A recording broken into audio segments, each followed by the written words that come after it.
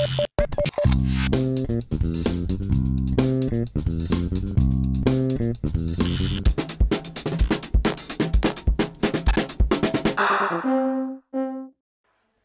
la rentrée scolaire, un nouveau principal est venu remplacer Monsieur Derboul, parti sur une nouvelle mission. Précédemment principal adjoint à Metz-Borny, Monsieur Zampieri prend pour la première fois le poste de principal. Qu'est-ce que vous avez découvert à Cattenom ? Qu'est-ce que j'ai découvert à Cattenom ? J'ai changé de public par rapport à mon précédent établissement, donc découverte du public, découverte de l'environnement, découverte des relations que j'avais pas forcément avec l'extérieur, en particulier les gens de la commune, les gens du conseil général, découvert aussi la position de principal, voilà, puis découvert forcément de nouvelles personnes et de nouveaux élèves. C'est quoi être un principal de collège ? C'est gérer pas mal de choses, gérer des emplois du temps, gérer les petits soucis du quotidien, gérer des gens, des équipes d'enseignants, des équipes vie scolaire, voilà, gérer les relations avec l'extérieur, gérer le budget. Donc voilà, c'est tout ça, être un principal, et puis tout ça on essaye dans une bonne ambiance tout en étant garant des valeurs de la République et des valeurs de l'école. Le Conseil supérieur des programmes s'est basé sur le socle commun des compétences et connaissances pour accoucher d'un document de 400 pages sur les nouveaux programmes du cycle 2, 3 et 4. Les enseignants du cycle 4, aussi connu sous le nom de cycle des approfondissements, et qui regroupe les 5e, 4e et 3e, ont donc du pain sur la planche. Cycle 4, effectivement, nouveau programme dans à peu près toutes les matières qui prennent en compte le nouveau socle, donc avec des domaines, avec des niveaux de maîtrise. Voilà, donc il y a des formations régulières au niveau des enseignants sur les nouveaux programmes. C'est pas facile pour les enseignants, parce que c'est vrai que c'est un gros changement et certaines nouveautés par rapport à la réforme comme l'accompagnement personnalisé et les enseignements pratiques interdisciplinaires. Le cycle 3, qui regroupe désormais les CM1, CM2 et 6e, est impacté par ce changement qui est déjà initié depuis 2014 avec les passerelles entre CM2 et 6e. On a une commission pour ça s'appelle la commission école-collège. Donc on se voit régulièrement avec la conseillère pédagogique et l'inspecteur du premier degré. Donc on définit un programme et on essaie de travailler sur des axes. Donc les axes ont été choisis. Donc la maîtrise de la langue, je veux dire, comment on avance sur l'évaluation au niveau du primaire, comment on peut avoir des outils d'évaluation communs entre le primaire et donc nous le secondaire, le collège, comment on peut bonifier ce qui a été fait au primaire. Et comment on peut ensuite améliorer le parcours de l'élève au collège et dans son entrée en 6e.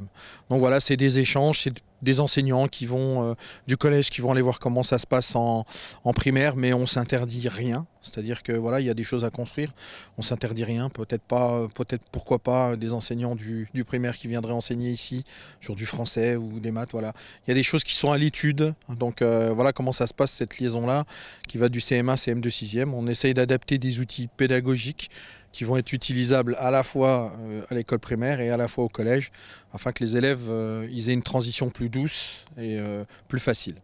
Nouveau principal, nouveau programme, mais aussi nouveau livret scolaire unique qui accompagne l'élève du CP à la 3e. On peut dire que l'éducation nationale enclenche le virage de la modernité pour former la jeunesse aux enjeux de demain. Durant l'année scolaire, les écoles ont l'obligation d'organiser différentes sessions d'exercices de sécurité. Ceci afin de vérifier que l'ensemble du personnel a bien mémorisé son rôle ainsi que les gestes à accomplir. À Cattenom, l'école Victor Hugo a décidé de s'appuyer sur leurs voisins de rue, les pompiers cattenomois. Pour les évacuations, normalement, c'est une fois par trimestre. Donc un exercice est demandé au directeur de l'effectuer au moins une fois dans le trimestre. Donc ça fait 4 fois à l'année. Avec les pompiers, c'est mieux. Comme ça, nous, on peut associer une manœuvre pompier et mettre surtout en situation aussi l'encadrement de l'école. Car c'est bien beau de faire travailler les jeunes et les petits, mais aussi il faut faire travailler aussi l'encadrement. Donc faire des mises en situation où il manque un élève, où il y a une issue qui est bloquée. Donc notre but est là de pouvoir venir contrôler et rajouter une difficulté par rapport à cet exercice. Au minimum, 2 exercices d'évacuation incendie doivent être réalisés dans les écoles, ainsi qu'un exercice de mise à l'abri, appelé aussi mise en confinement. Ce dernier exercice, pratiqué depuis longtemps à Cattenom en raison de la proximité de la centrale nucléaire, prend aujourd'hui une ampleur européenne en raison du risque accru d'attentats. Du point de vue des élèves, surtout en maternelle, c'est une forme de jeu supplémentaire avec en bonus la présence des pompiers Mais au final, qu'ont-ils retenu de cette rencontre?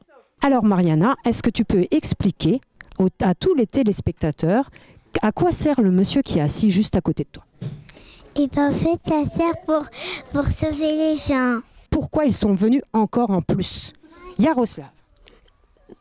C'est pour de la sécurité. Et si on voit ou on entend un feu ou on sent un feu, qu'est-ce qu'on doit faire tout de suite quand on est dans une école?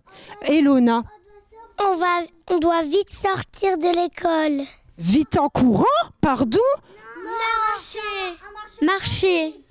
En marchant très vite. En marchant très vite. Pourquoi on ne doit pas courir? Qui se rappelle pourquoi ça serait... Parce qu'on peut tomber.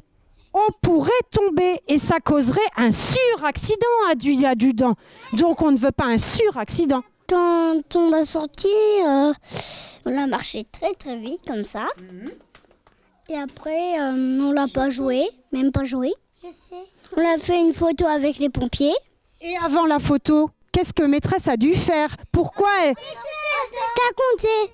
Qu'est-ce que j'ai compté? J'ai compté les fleurs. Mais non. Vite, t'as compté très vite les enfants. Pourquoi j'ai compté très vite les enfants? Pour pas qu'il y en ait un qui est resté dans l'école. Mais où sont les 3 enfants qui manquent? Et maîtresse avait dit qu'ils sont malades.